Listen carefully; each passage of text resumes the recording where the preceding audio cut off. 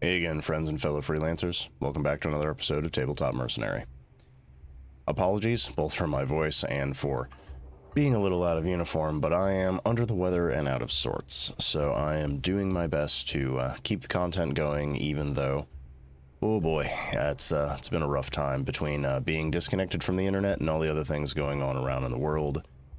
It's tough to keep going forward right now, but that is not what I'm here to talk about this week. This week, I wanted to address a topic that I was actually inspired to talk about by a very old video from another YouTube creator named moviebob. Apologies, I wasn't able to find the specific video. It was one of his junk drawer videos from many years ago.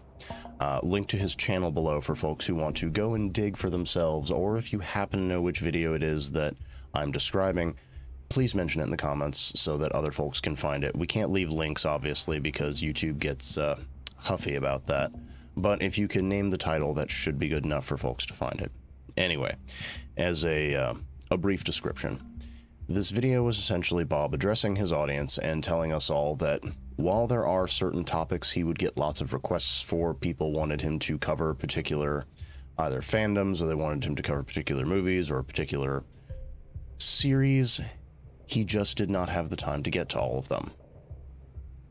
And this seems to be a rather universal thing when it comes to audiences who want creators to cover particular ideas or to write about particular topics.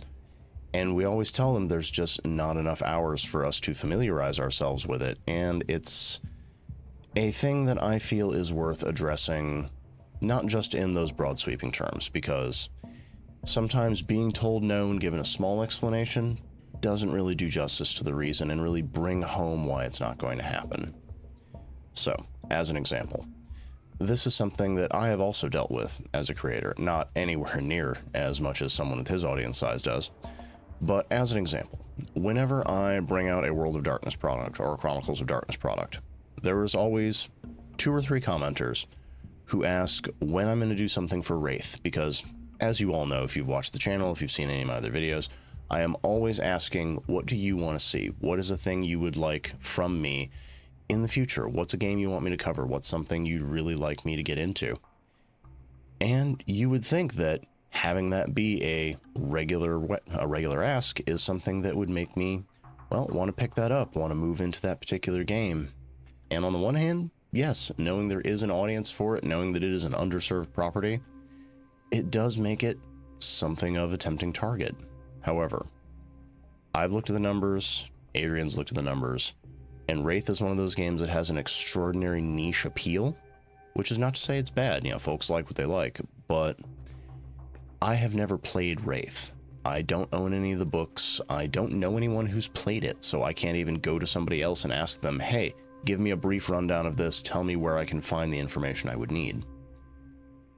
So what I would have to do in order to write even a simple guide for Wraith, I would need to at least get my hands on the base book, which is doable thanks to Drive-Thru-RPG and Storyteller's Vault and all of that. I would then need to read that book, which is going to take a lot of time, energy, and effort, because I don't know if you all know this, but on this side of the screen, I'm usually pulling 10, 12-hour days all day, every day. There are no days off for good behavior, and I don't make enough money to take days off, which is why I'm recording this even when I'm sick. So with that kind of schedule, I don't have hours a day to sit down and read through a book, even if it's a book I really enjoy, even if it's something I'm having fun with. I don't have that kind of time and energy to dedicate to something if I don't think there's going to be what's called ROI, which stands for return on investment. So we have this niche game that there's clearly people who want things for, but I have to get a hold of the resources, I have to consume those resources, I have to come up with a product that I think they might actually like. I then have to dedicate another, we'll be generous and say 3 to 4 weeks to actually write up the supplement in question. If I'm moving really fast, I can do it faster. If I'm moving slow, it'll take a little bit longer, but that's usually my average time. And then I go through all of that, and I get it out there.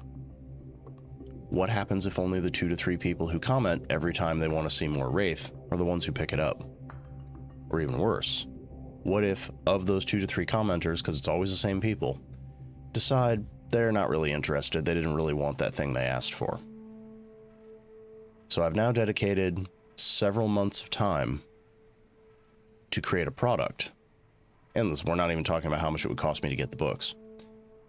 To make something that it turns out no one really wanted. This is the kind of challenge that creators are facing out there, because we have to try and figure out what it is our audience really wants. And we basically have to crystal ball it, because when folks, even if there's a lot of people asking for something, the amount of people that need to follow through to get that thing to make it worthwhile for us as creators is really unreliable. Which is why, say for example, we'll go to a fantasy realm where everything is great and everyone is doing well. Let's say that I was pulling down my rent money and royalties every month. Not a problem. I'm making more than enough sales to handle my basic needs. I can just kind of do what I want, live the artistic dream. I could see those folks and I would be like, all right, bet. I've never read Wraith, I've never played the game, but you all seem to really like it. Let me dig into it, see if I can get the niche appeal. And then, at that point, I'll get the books, I'll read them, I'll check out the game, I'll write some stuff for it. If people buy it, cool. It really worked out. Maybe I could make some more stuff. If it turns out people don't buy it, they weren't really that interested, or they just don't like my take on it, me not making those sales is not going to tank my efforts for that month. It's not going to be a huge thing I then have to recover from. So when you look out there and you see creators, whether they're on YouTube, whether they write a blog, whether they make RPG content, whether they're writing novels, whatever it is they're doing, you might really want them to do X, Y, or Z thing. That is perfectly valid. We often want to see the creators we like touch on the areas that we really enjoy, and we want to see their takes on things. However, most creators are working with a shoestring budget if they're really lucky, and most of us are working with a lot less than that. So if you aren't proposing something that seems to have a lot of potential for return on investment, it's very unlikely that project is ever going to see the light of day, even if the creator thinks it would be cool, even if they'd like to try it out, even if they really want to do this. It's too big of a risk. And for folks who are wondering, if you look at my content releases, that's why you see a lot of stuff that's available for general RPG stuff, where you see me do things by genre rather than by game-specific releases, because yeah, I would really like to do stuff for Pathfinder Infinite. I'd like to do more stuff for, you know, maybe Starfinder Infinite. I'd like to increase my Storyteller's Vault offerings. But I just can't justify the reduced pay, the reduced sales potential, because I don't have that kind of income coming in every month. I don't have millions of people watching my videos. I don't have a Patreon so large that I can just kind of faff about and do whatever I want, and I don't make enough sales to justify my just flitting from project to project. When I pick a title, I really have to look at what's come before. I have to look at what's likely to come down the way. I have to try and figure out roundabout when it's going to be released, and do my best to predict the future with very inconsistent results.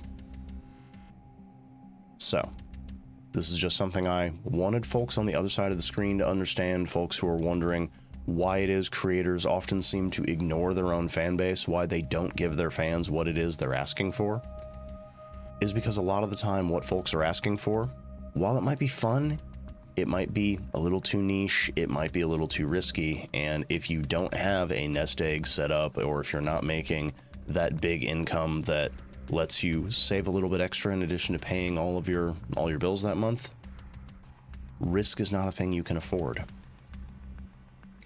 And then there's just the sheer amount of time, energy, and effort. It's one of the main reasons that for folks who enjoy my Sundara Dawn of a New Age series, well, setting, it's the main reason that that setting has not been ported over to Savage Worlds or Pathfinder 2nd Edition or any of the other games folks have suggested for it, is because a lot of the time I don't know the games they're asking for very well, so I would have to read those games, I'd have to refresh myself with their mechanics, I would then have to go through and convert everything, it would have to be re-released, and that's a lot of time, energy, and effort, hoping that maybe some folks will pick it up over playing in Galarian if we're looking at Pathfinder 2nd Edition, or over playing any of the other games available for Savage Worlds. And that's not always something we can justify as far as time, energy, and effort goes. So just keep that in mind when it seems like we're deliberately not giving you what you asked for. A lot of the times it's because we just do not have the spare time, energy, or effort to make those things. So just bear with us. We're doing the best we can. We're producing everything we think we can get away with for the most part. And if there is a creator out there you really like, and this is not just for me, this is for all creators out there, this is universal advice. Do what you can to support us, even if you don't have money. Because if you subscribe to channels, if you follow people on social media, if you interact with posts, if you share stuff that they've made, that makes a huge difference, because it is so hard for us to reach people, especially with the algorithm constantly stamping down on our signal. And if you do have money, well, then by all means, follow people on Patreon, which we have one here. It's down in the comments below. But, buy their books, tell them how great they're doing, leave reviews. All of those things really matter, because in the absence of that kind of feedback, we can't really justify certain expansions, certain products, etc., etc. So if you do really want something, make sure you're putting your money, or at least your effort, where your mouth is. Because it's one thing to say, hey, I think it'd be really good if you wrote this book or did this game or made this video series. It's another thing for the creator to look at the numbers when they make something close to that and see people are reacting to this thing, whether it's a video essay delving into one of the games in the World of Darkness, or whether it's a supplement reaching into a particular world that they haven't touched before. When they have those hard numbers, that is way more valuable than comments saying, I'd like to see this, or someone just saying, when are you going to get around to X, Y, or Z thing? Because those comments do not put money in our pocket, but sales, views, increased subscriber count, those are things that usually the creator, if they're independently doing things, or their boss, if they happen to be working for a publishing company or for someone else, they'll take notice of those things, and that is what will get projects greenlit. So keep that in mind as a member of at least my audience, or as someone who consumes media and wants to understand how you can drive, the levers of power. Your actions are usually what make those wheels move. So if you want something, make sure that you're communicating in a way that businesses understand and that makes it clear, this will be a good return on investment. I will buy this thing. I will pay attention to this thing. There is an audience for this thing being suggested, because that's how we make decisions. We look at the hard numbers and we try to make estimates as to where that's going to go in the future. And that was a little rambly. Again, I'm sick. I apologize for that. But I feel this is an important topic because so many people out there seem to think that creators just kind of faff about and do whatever it is that takes their fancy at any given moment, when really we are making very hard decisions, trying to figure out what is going to get enough views, enough sales, enough whatever it is for us to make it one more month, one more season, one more quarter. And a lot of the time we don't have the ability to just put everything on black and let the numbers roll. We have to hedge our bets as best we can. And those of us who do have an audience that let us take risks, that give us enough resources, we can be a little freer with where we put our energies. Well, I wish those folks luck, and I hope to get to where you are one day, because it would be nice to be able to do that. I'm not going to lie. But right now we are down in the trenches and we don't have the opportunity to do that kind of thing. And I say we because I don't just mean me, I mean Azukail Games as a whole and lots of the other creators I do things with. We don't have the opportunity for something we make to be a flop. So even if something doesn't go viral, even if it's not a massive hit, we need to hit certain goals. Otherwise, we're going to have problems. So keep that in mind. If it's something you were curious about, if you were wondering why you weren't seeing certain potential products coming out, that's the reason why. There's only so many hours in the day and only so much gas in the tank. But if you found this week's video helpful, if you got some information out of my rambling that was good to hear, let me know that down in the comments below. As always, like, share, subscribe, do all those things. Hit the bell if you haven't yet. That's one I always forget to mention. And, well, dig through the archive. We've got a whole lot of other videos, not just for Tabletop Mercenary, but for a whole bunch of other things that we've been doing. So the more eyes we can get on our stuff, the more people we have checking things out, the better it will be over here. And maybe we could get to some of those bigger, more ambitious products that I've kind of been shying away from. So, until next time, happy gaming, everybody.